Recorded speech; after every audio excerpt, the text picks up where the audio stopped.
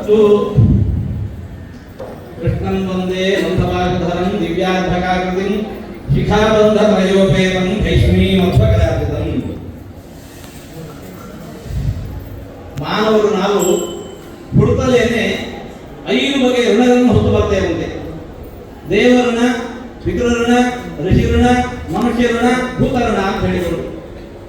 ಅವುಗಳಲ್ಲೆಲ್ಲ ತುಂಬ ದೊಡ್ಡದಾಗಿರುವಂತಹದ್ದು ದೇವಋಣ. ಏನು ದೇವಋಣ ಅಂತಂದ್ರೆ, ಬರುವಾಗ ನಾವು ಭೂಮಿಯ ಮೇಲೆ ಎಲ್ಲ ಬರಿವೆಯಲ್ಲಿ ಬಂದವರು. ಇಲ್ಲಿ ವಾಸಕ್ಕೆ ಬೇಕಾಗಿರುವ ಯಾವ ವ್ಯವಸ್ಥೆಯನ್ನು ಕೂಡ ನಾವು ಹೊತ್ತು ತಂದದ್ದಿಲ್ಲ.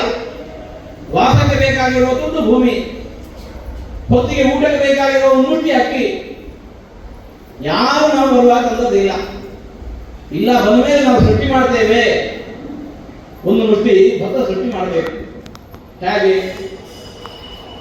ಏನು ಮಂತ್ರ ಜಪ ಮಾಡಿದ್ರು ಕೂಡ ಕೈಯೊಳಗೆ ಭತ್ತ ಹುಟ್ಟುವುದಿಲ್ಲ.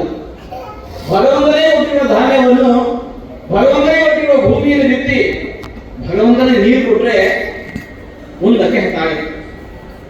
ನಾವಾಗಿ ಒಂದು ಬಿಟ್ಟು ಧಾನ್ಯವನ್ನು ಸೃಷ್ಟಿ ಮಾಡುವ ಯೋಗ್ಯತೆ ನಮಗಿಲ್ಲ. ವಾಸಕ್ಕೆ ಬೇಕಾಗಿರುವಂತಹ ಭೂಮಿಯನ್ನು ನಾನು ಸೃಷ್ಟಿಸಿದ್ದೇನೆ, ಇಲ್ಲ. ಒಂದಲ್ಲ ಎರಡಲ್ಲ, ಎಲ್ಲವೂ ಕೂಡ ಹಾಗೆ. ಯಾರನ್ನು ಕೇಳಿದರೆ ಭಗವಂತನ ಕೇಳಿದ್ರೆ ನಾವು ಹೇಳ್ತೇವೆ, ಇಲ್ಲ ಇದೆಲ್ಲ ನಮ್ಮ ಪಿತೃಗಳ ಆಸ್ತಿ. ಯಾವ ಪಿತೃಗಳ ಭೂಮಿ ಬರುವಾಗ ಏನು ಬಂದದ್ದಿದೆ? ಯಾರು ಬಂದಿಲ್ಲ. ಇಲ್ಲಿ ಬಂದಾಗೆಲ್ಲ ಭೂಮಿ ಖಾಲಿ ಖಾಲಿ ಇತ್ತು. ಅಷ್ಟಕ್ಕೆ ನಾವು ಬೇರೆ ಹಾಕೊಂಡ್ವಿ, ನಮ್ದು ನಾವು ಡಿಕ್ಲೇರ್ ಮಾಡಿಕೊಂಡ್ವಿ. ಯಾವುದು ನಾವು ಬರೋದು ಮುಂಚೆನೂ ಇದೆಯೋ ಅದು ನಮ್ಮದಾಗೋದು ಹೇಗೆ? ಹಾಗಾದರೆ ಇದು ಯಾರದ್ದು? ತಿಳಿದ ಜ್ಞಾನಿಗಳು, ಋಷಿಮನಿಗಳು ಅದಕ್ಕೆ ಉಪದೇಶ ಕೊಟ್ಟರು. ಈಶಾವಾಸ್ಯಂ ಇದಂ ಸರ್ವಂ, ಇದೆಲ್ಲವೂ ಕೂಡ ಆತನ ಒಡೆತನಕ್ಕೆ ಸೇರಿರುವಂತಹದ್ದು, ನಮ್ಮದಲ್ಲ. ಹಾಗಾದ್ರೆ ನಮ್ಮ ದಲ್ಲದ ಸೊತ್ತನ್ನು ನಾವು ಬೇರೆ ಹಾಕೊಂಡೇವೆ, ನಮ್ಮದೂ ಮಾಡಿಕೊಂಡೇವೆ ಅಂತಂದರೆ ನಮ್ಮನ್ನೇನು ಹೇಳಬೇಕು? ತನ್ನ ದಲ್ಲದ ಸೊತ್ತನ್ನು ಒಬ್ಬ ಇದು ನನ್ನ ಅಂತ ಹೇಳ್ಕೊಂಡು ಉಪಯೋಗಿಸಲಿಕ್ಕೆ ಪ್ರಾರಂಭ ಮಾಡಿದ. ಲೋಕದವರಿಗೆ ಏನು ಹೇಳ್ತೇವೆ? ಕಳ್ಳ ಅಂತ ಹೇಳ್ತೀವಿ, ಇಲ್ಲ ದರೋಡೆಗೋರ ಅಂತ ಹೇಳ್ತೀವಿ. ನಾವು ಅದದ್ದು ಏನು? ಹಾಗಾದ್ರೆ ಅಲ್ಲ, ಹುಟ್ಟಿ ಆಗಿದೆ, ನಾವು ಬದುಕಬೇಕು ಬೇಡ? ಏನ್ ಮಾಡ್ಬೇಕು ಹಾಗಾದ್ರೆ?